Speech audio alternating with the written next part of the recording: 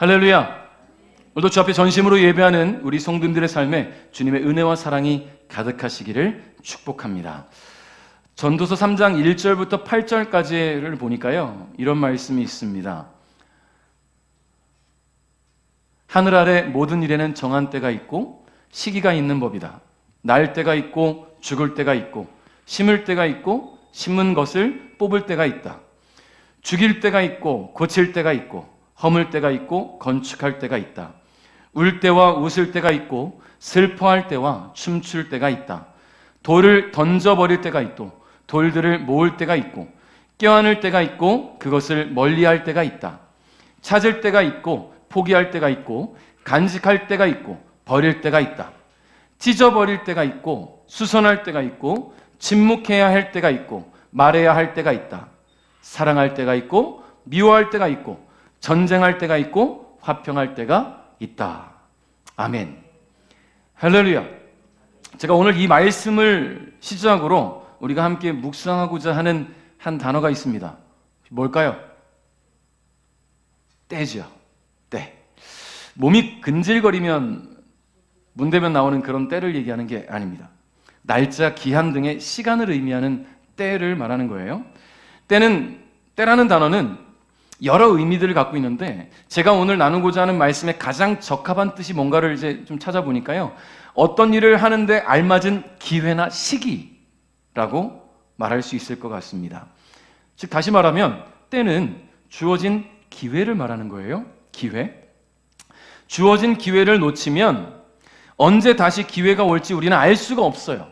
여러분 지금 건강하십니까? 건강은 지금이 주어진 때예요.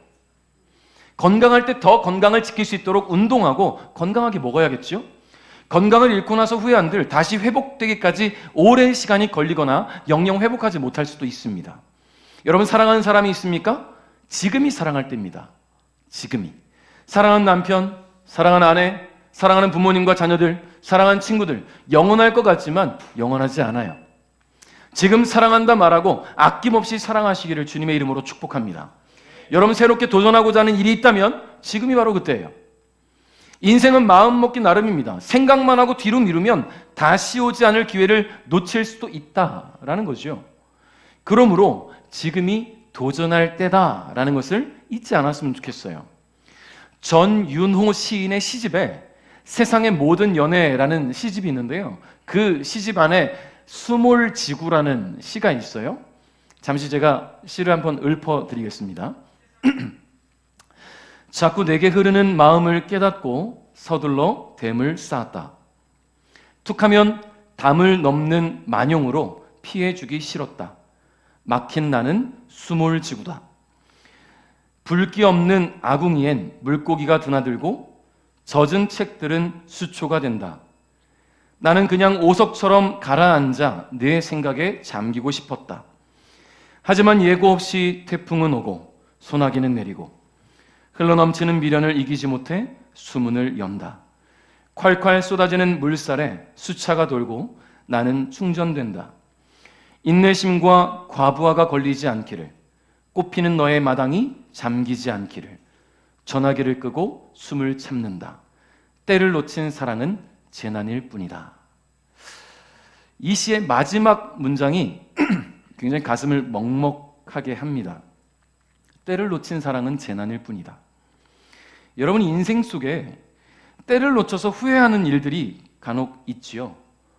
여러분 젊은 시절에 연애할 때도 그래 왔을 거고, 어떤 새로운 일을 도전할 때도 마찬가지였고, 직장을 다닌다거나 학교를 또는 친구들과의 관계, 좋은 관계들을 맺을 때도 마찬가지였던 것 같습니다. 근데 우리가 절대로 놓치지 말아야 할 때, 놓치지 말아야 할 기회를 오늘 말씀을 통해 함께 나누고자 합니다. 그래서 우리가 온전한 신앙으로 주님 앞에 다시 서는 그런 시간을 갖기를 원합니다. 자, 우리가 지난 시간에 우리는 야곱의 아들들이 벌인 아주 잔혹한 학살극을 보았죠. 그들은 야곱의 아들임과 동시에 하나님의 백성으로 선택된 자들이었어요. 근데 그들이 그토록 잔혹하고 악독한 일을 벌이고서도 굉장히 뻔뻔하고 대담하게 자신들의 행위를 정당화했단 말이에요. 그런 걸 보면서 무슨 생각이 들었냐면, 때를 놓쳤구나. 무슨 때를 놓쳤을까요?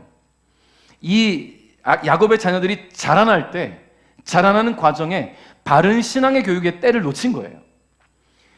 윤리적, 도덕적, 양육의 때를 놓쳤다라는 거죠. 여러분, 왜냐하면 야곱이 10년이라는 시간 동안을, 거의 대략 10년 정도 되는데 그 10년이라는 시간 동안을 세겜성 근처에 머물면서 하나님과 긴밀한 관계를 맺지 못하면서 자신의 신앙은 물론이며 자녀들의 신앙까지도 바르게 양육할 때를 놓쳐버린 거예요. 그 10년 동안 이 아이들은 제멋대로 자라게 된 거지요. 어떻게 사람이 사람을 죽이는 일을 그들이 감행할 수 있을까요? 더군다나 그냥 죽인 정도가 아니잖아요. 우리가 지난주 말씀 묵상하지 않았습니까? 잔혹한 학살극이 이루어졌단 말이에요. 약탈이 이루어졌단 말이에요. 하나님의 자녀들이 행했던 일입니다, 그게. 그러면 이대로 야곱의 가정은 무너지는 것일까요? 하나님께서 택하신 백성, 하나님의 자녀로 부름받은 그 가정을 하나님께서 과연 그대로 포기하실까? 아닙니다. 하나님은 야곱에게 또 그 아들들에게 기회를 주시기로 작정하셨습니다. 무슨 기회인가 하니 믿음으로 다시 돌아가야 할 그 기회를 주신 거예요. 이전에 야곱은 철저한 기회주의자였습니다. 기회를 잘 잡는 사람이었어요. 형을 속여서 장자의 축복을 받기 위해 늘 기회를 살폈죠. 장자에게 주어지는 그 축복에 대한 형의 마음을 떠보기 위해서 뭘 준비했습니까? 팥죽을 준비했어요. 하루 종일 나가서 사냥을 하고 돌아오는 그 고단한 형이 집에 도착하기 전에 팥죽을 끓여놓고 냄새 살살 피우면서 형을 유혹하지요. 장자의 명분을 나한테 팔아라. 그럼 내가 이걸 줄게. 기회를 엿보는 거예요. 과연 형이 장자의 축복에 대해서 나처럼 민감한가? 나처럼 간절한가? 엿보는 거예요. 그리고 결국은 아무 생각이 없던 에서가 장자의 명분을 넘기겠다고 하자 팥죽을 주면서 속으로는 이제 그때부터 뭘 하냐면 이제 내가 장자의 축복을 빼앗아도 되겠구나 라고 또 기회를 엿보는 거예요. 때가 되어서 엄마 리브가의 도움으로 아버지와 형을 속여 장자의 축복을 받는데 성공을 하고 자신이 원하는 것을 얻고는 형이 돌아오기 전에 외삼촌 집으로 도망갑니다. 왜 형이 돌아오기 전에 도망갔을까요? 죽을까 봐. 형이라는 그 무서운 사람, 왜냐하면 자기는 집에만 있고 조용히 묵상하고 사색하는 걸 좋아하는데 형은 타고난 사냥꾼이거든요. 근데 그런 형이 장자의 축복을 빼앗겼다고 화가 나서 덤벼들면 자기는 이겨낼 수 있는 방안이 없어요. 자기를 지킬 수가 없습니다. 그래서 외삼촌 집으로 도망갑니다.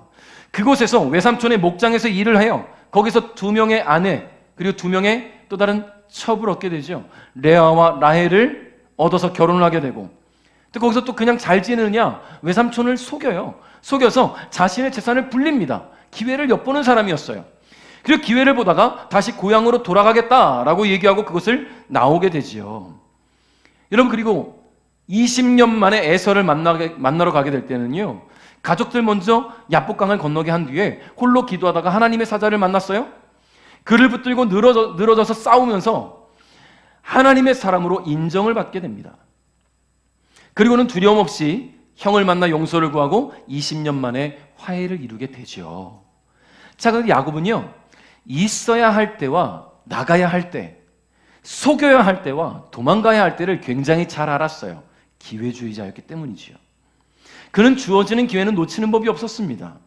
하나님의 사자를 만나서 자신에게 축복할 때까지 절대 놓지 않았던 그 모습만 봐도 그가 얼마나 기회를 잘 잡는 사람인지 알 수가 있지요.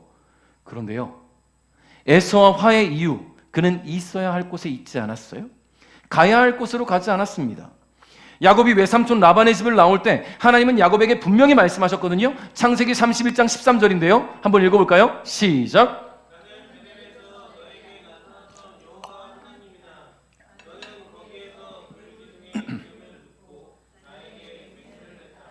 당장 이곳을 떠나 내가 태어난 땅으로 돌아가거라. 아멘.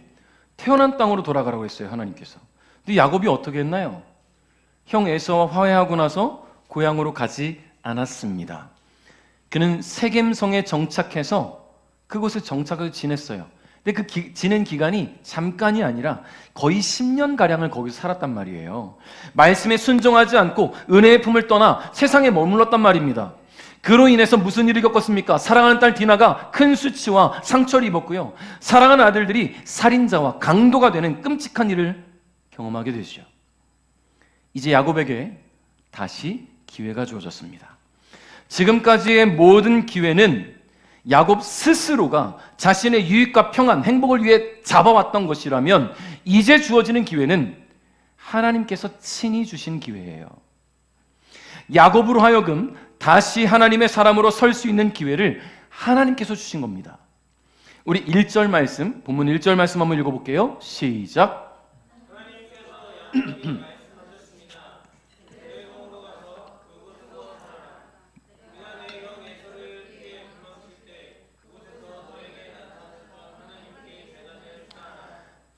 아멘. 하나님은 야곱에게 베델로 가라고 말씀하셨어요. 여러분, 베델이 어디예요? 하나님의 집이죠. 베델이 어딘지 우리가 기억을 잘 해보십시오. 야곱이 아버지와 형을 속이고 도망하던 길에 꿈을 꿨잖아요. 꿈에 뭘 봤습니까? 사다리가 하늘부터 땅까지 이어져 있는 사다리가 있는데 천사들이 오르락내리락 하는 거예요. 근데 그 꼭대기를 보니까 하나님이 보이는 거예요. 그리고 그 하나님을 만나고 하나님 주시는 축복의 메시지를 직접 들었던 곳이 베델입니다. 돌베개 베고 자다가 잠에 깨서는 거기에 기둥을 세우고는 기름을 부었어요. 그리고 거기를 베델이라 불렀단 말이에요. 바로 이곳 베델교회, 베델이에요. 하나님의 집. 여러분,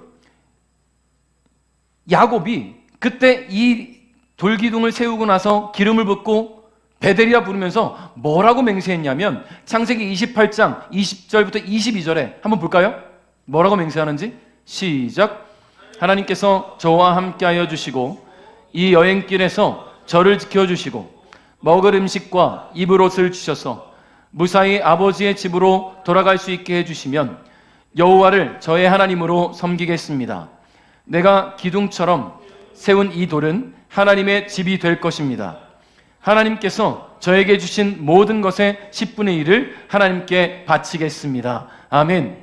자, 하나님은 야곱이 무사히 아버지의 집으로 돌아갈 수 있도록 에서의 마음을 녹이셨어요. 그리고 화해하게 하셨단 말이에요. 20년 동안 마음에 답답했던 그 문제가 한 방에 해결됐단 말이에요. 그런데 아버지의 집으로 가야 하는 야곱이 그곳으로 가지 않았단 말이에요. 야곱의 선택이에요. 야곱의 선택. 하나님께서 말씀하셨지만 그 말씀을 따르고 순종하는 것은 야곱의 선택입니다. 그런데 그의 선택은 불순종이었어요. 그렇게 하나님의 은혜의 품을 떠나 세상 속에 거하면서 큰 문제를 만나게 된 겁니다. 여러분, 이제 하나님은 야곱에게 기회를 주셨어요. 이 기회에 야곱은 어떻게 마음 먹었냐면 다시 돌아가리라. 내가 다시 하나님 말씀으로 돌아가리라. 여호와 하나님께서 주신 기회를 부여잡고 다시 믿음의 회복을 위해 돌아가기로 결단을 합니다. 베델로 돌아가라는 말씀 앞에 야곱은 곧바로 순종했어요. 자, 성경을 봅시다. 2절 3절입니다. 시작.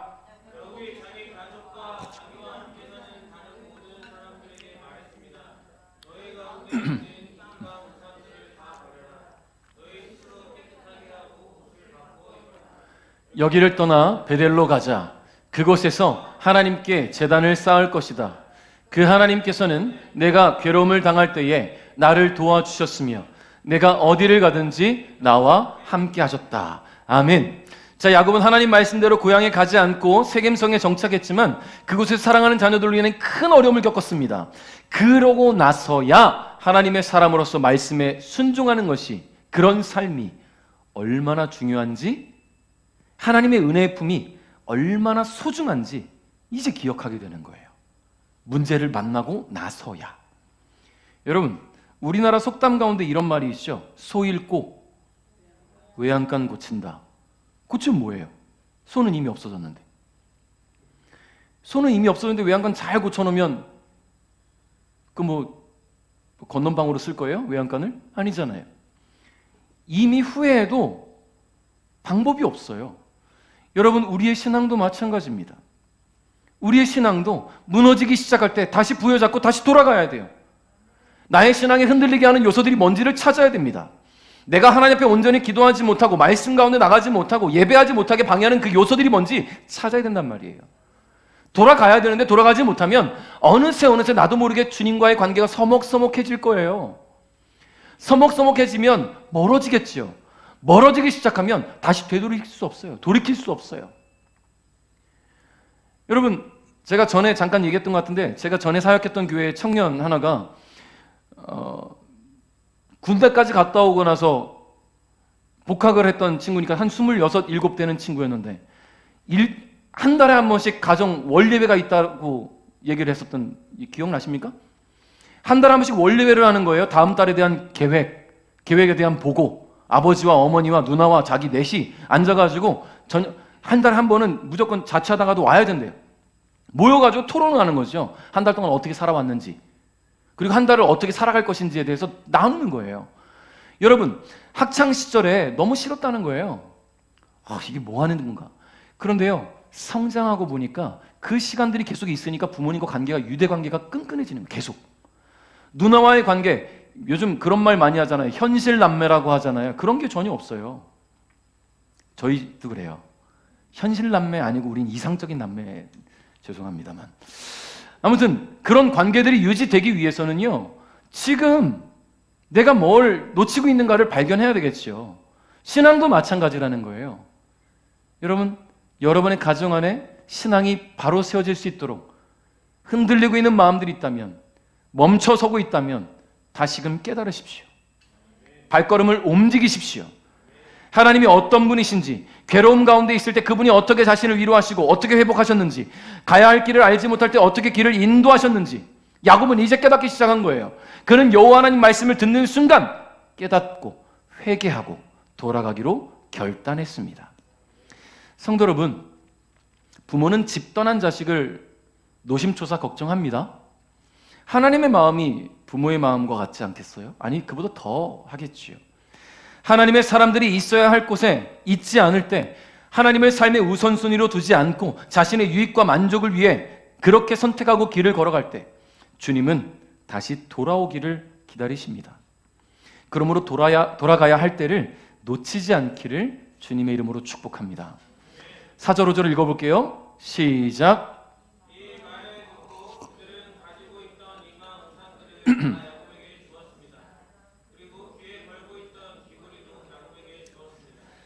야곱은 그것들을 세겜성에서 가까운 큰 나무 아래에 파묻었습니다. 그런 다음에 야곱과 그의 아들들은 그곳을 떠났습니다. 그러나 근처에 있는 성 사람들이 하나님을 두려워하여 야곱의 아들들을 쫓아오지 못했습니다. 아멘. 자, 야곱의 말을 듣고는 그의 가족과 종들은 즉각적으로 반응합니다. 가지고 있던 이방 우상들을 다 내놓는 거예요. 이게 좀 놀라운 일이죠. 지금 즉각적으로 이방 우상을 꺼낸 게 놀라운 게 아니라 하나님의 사람들이 이방 우상들을 잔뜩 지니고 있었다는 게 저는 너무 놀라웠어요. 야곱이 철저하게 하나님께서 선택하시고 하나님의 부름받은 사람으로 베델에서 기름 붓고 하나님께서 돌아가면 뭐 축복하시겠다, 이 모든 하나님과의 언약을 맺었던 사람이 도대체 10년 동안 뭘 어떻게 했길래 그 가족들이, 그 종들이, 그 아들들이 이렇게 수많은 이방 우상들을 쟁여놓고 있었을까요? 단순히 이방 지역에서 호기심으로 사다 드린 것? 여러분, 그것을 넘어설 거예요. 왜냐하면 이방 문화에는 이방 우상에 대한 섬김과 숭배가 담겨 있다는 것을 모르진 않았거든요. 그런데 갖고 있었다는 게 너무 신기해요. 너무 놀랍지요. 세겜에서 지내던 10년 동안 야곱의 가족들과 종들은 알게 모르게 이방 우상에 노출되어 있었다는 말입니다. 하나님의 자녀로 부름받은 하나님의 사람들이 10년 동안 하나님 없는 삶을 살았다는 거예요. 야곱이 자신의 가정 안에서 우상들이 있었던 것을 과연 몰랐을까? 몰랐을까요? 몰랐겠습니까? 자, 여러분, 우리 부모님들, 자녀들이 있으신 부모님들, 애들이 아무리 뭐 숨기려고 하고 자녀 뭐 비밀을 가져도 부모님들은 다 알지 않아요? 숨길 테면 숨겨봐라. 다 알아낸다. 이게 부모의 마음 아닙니까? 눈빛만 봐도 아는 게 부모님이잖아요. 야곱이 몰랐겠어요? 그런데도 교정하지 않고 바로잡지 않으니 문제가 일어나고 그 문제 앞에 결국 큰 사건이 나타나고 이제서야 이런 일들이 나타나게 됩니다. 방치했다는 거예요. 왜 방치했을까 보니까요, 야곱의 신앙도 하나님 앞에서 그 시간 동안에는 온전하지 못했어요. 이방 우상이 들어와도 크게 문제 삼지 않았던 것 같습니다. 그러나 이제 야곱은 말씀을 따라 다시 돌아가기로 결단을 했고 그 가족들에게 선포했을 때 모두가 한 마음 한 뜻으로 가지고 있던 우상들을 다 내놨습니다. 심지어 귀걸이조차도 내놨어요. 여러분, 이 귀걸이가 뭐 금붙이일 수도 있고 뭐 은일 수도 있고 값진 것일 수도 있는데 이거를 왜 이것까지 내놨냐 하면 그 당시에 귀걸이나 코걸이 이런 장식품들에는요 해나 달 등의 형상이 새겨져 있어서 부적처럼 미신처럼 갖고 다녔단 말이에요. 단순히 이쁘니까 이걸 넘어서는 거예요. 이런 장신구조차도 말이지요. 야곱은 이것을 큰 나무 아래 다 파묻어 버립니다. 여러분, 이게 굉장히 중요해요. 미련을 갖지 않고 파묻어 버렸어요. 파묻었다는 것은 세상적 관계를 끊어내겠다는 결단이에요. 여러분, 하나님 앞에 다시 돌아가겠다고 결단하시려면 그 결단의 시작이 보여야 되는 거예요. 내가 가지고 있었던 그 우상에 대한 마음들, 하나님이 기뻐하시지 않는 모든 것들을 다 파묻을 수 있는 그런 결단이 필요합니다. 그리고 나서 그들은 세겜을 떠났어요. 주저하지 않았어요. 미련을 갖지 않았습니다. 말씀하신 그대로 순종하며 말씀하신 곳을 향해 온 가족이 발걸음을 옮겼습니다. 여러분, 회복의 기회가 주어질 때는요 주저해서는 안 돼요. 여러분 기억하시죠? 소돔성에 있던 롯과 그 가족들을 살리시기 위해서 여호와의 천사가 너희들은 이 성을 떠나고 절대 뒤돌아보지 말아라 라고 말씀하셨는데 유독 한 사람이 뒤돌아봤죠. 누구예요? 롯의 아내가 돌아봤어요. 미련을 가졌어요. 결국 소금 기둥이 되어버렸습니다. 죽었다는 말이에요. 마음으로 결단하고 행동으로 실천해야 합니다. 하나님은 그 마음의 결단과 실천하는 모습을 기뻐하시며 다시 믿음의 자리로 돌아갈 은혜를 주신 줄 믿습니다. 그렇게 다시 한번 믿음의 발걸음을 옮겨 그들은 베델로 갔습니다. 베델, 하나님의 집, 하나님의 은혜가 머무는 곳, 야곱이 처음으로 하나님을 만나서 언약을 받았던 그곳으로 다시 돌아가 그곳에 제단을 쌓고 예배를 드렸습니다. 참 오래 돌아왔어요. 그죠? 은혜를 받았는데 은혜를 잊고 살았어요. 받은 게 참 많은데 주신 분에 대한 감사를 잊고 살았단 말이에요. 결국 해결할 수 없는 문제를 만나서 하나님의 은혜가 얼마나 소중한지를 깨닫게 된 그때에 다시 한번 믿음으로 삶을 도전하게 된 것입니다. 성도 여러분, 하나님의 사람들은 은혜를 기억하고 감사할 줄 알아야 합니다. 할렐루야. 할렐루야. 여러분, 받은 은혜를 감사하십시오. 무슨 은혜를 받았는지 모르시겠다면 지금 호흡하고 있음에 감사하십시오. 사랑하는 가족들과 함께 있음에 감사하시기 바랍니다. 일할 수 있는 건강과 일터가 있음에 감사하시기 바라요. 함께 믿음의 공동체를 세워갈 수 있는 교회가 있음에 감사하시기 바라요. 여러분, 감사를 잊고 지내다가 하나씩 잃다가 그제서야 후회하지 마십시오. 건강 잃고 후회하지 마시고, 직장 잃고 후회하지 마시고, 일거리 잃고 후회하지 마시고, 관계 끊어지고 나서 후회하지 마십시오. 지금 건강할 때, 모든 관계들이 안전할 때, 평안할 때, 행복할 때 지금 주님 앞에 더 매달리시기를 주님의 이름으로 축복합니다. 감사로 받은 은혜를 기억하며 은혜의 자리로 돌아가시기를 축복합니다. 9절부터 12절 한번 읽어보겠습니다. 시작.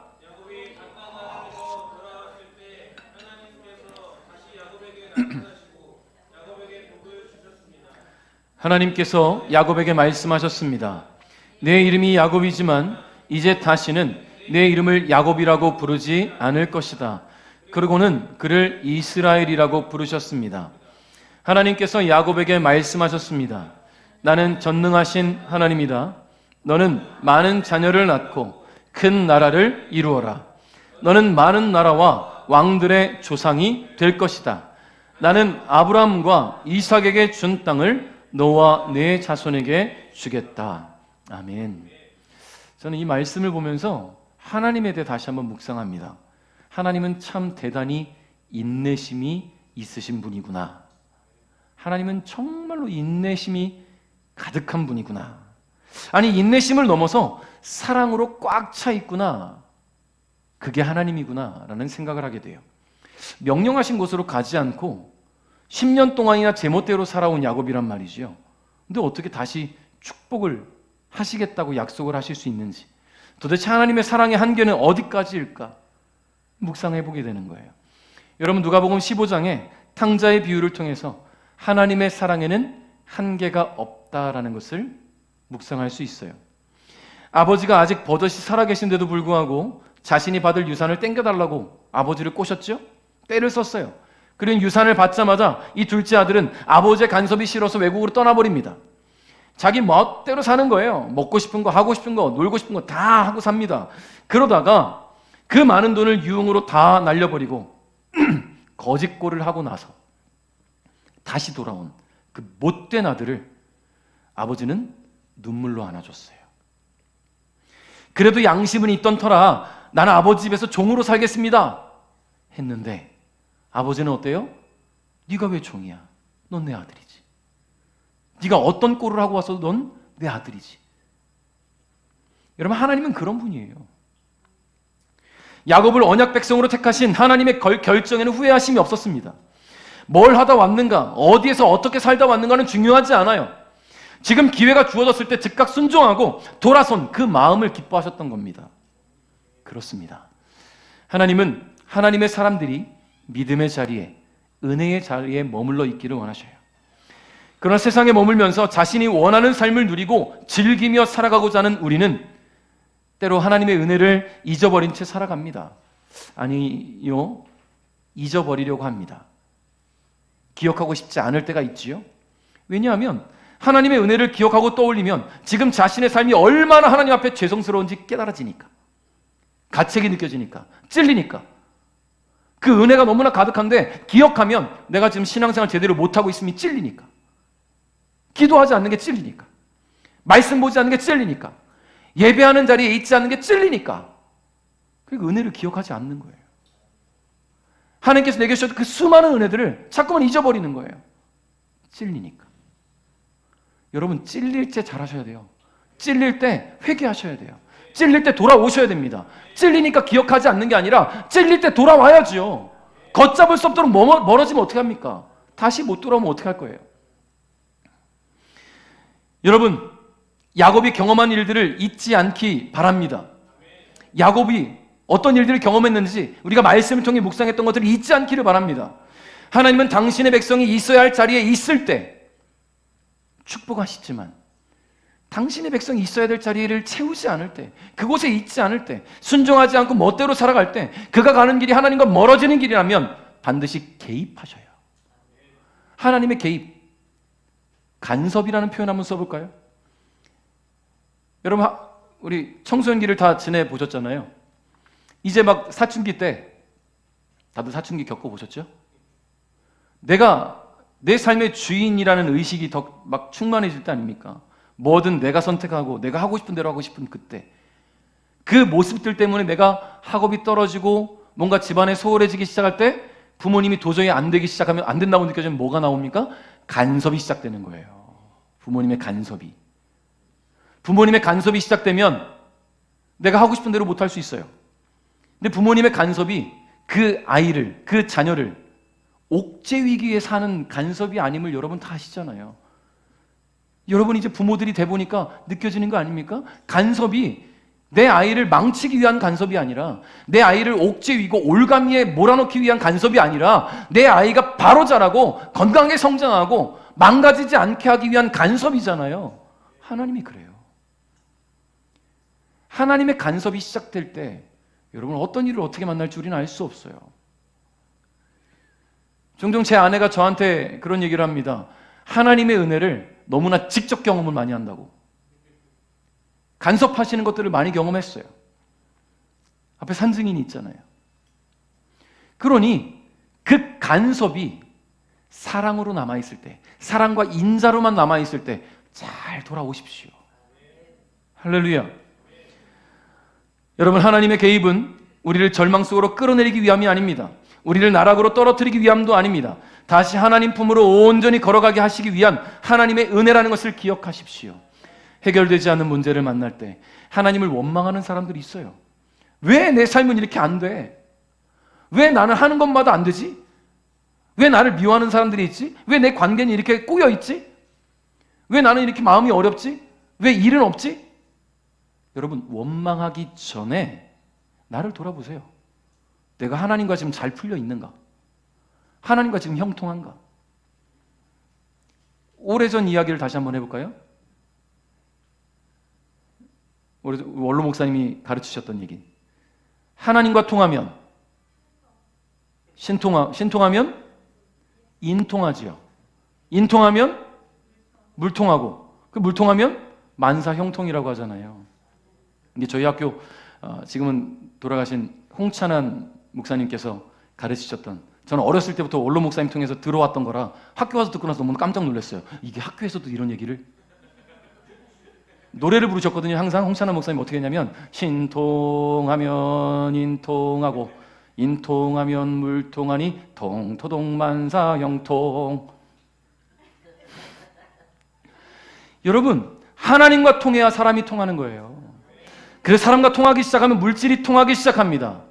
시작은 하나님입니다. 하나님과 통하지 않았는데 사람과 통하면 뭐예요? 물질만 열리면 뭐합니까? 어느 날 갑자기 다 엎어지고 나서 하나님 원망하면 뭐합니까? 하나님과 풀려 있지 않은데, 통해 있지 않은데. 만사형통을 원하십니까? 하나님과 통하시기 바래요. 하나님은 저와 여러분이 주님과 동행하기를 원하십니다. 제멋대로인 삶 말고 주님이 함께 하시는 삶을 원하세요. 나의 만족과 유익을 위하는 삶 말고 하나님이 중심이고 하나님께서 주시는 소망을 따라 살아가는 그런 삶을 원하세요. 그러므로 자신의 믿음의 현 주소를 잘 파악하십시오. 나는 지금 안전한, 건강한 그런 신앙인가? 자신의 현 주소를 잘 파악해야 돼요.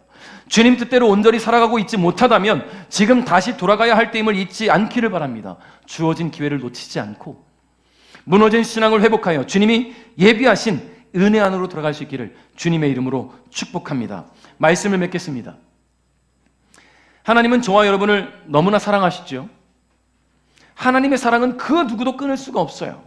로마서 8장 38절부터 39절에 이런 말씀이 있어요. 나는 확신합니다.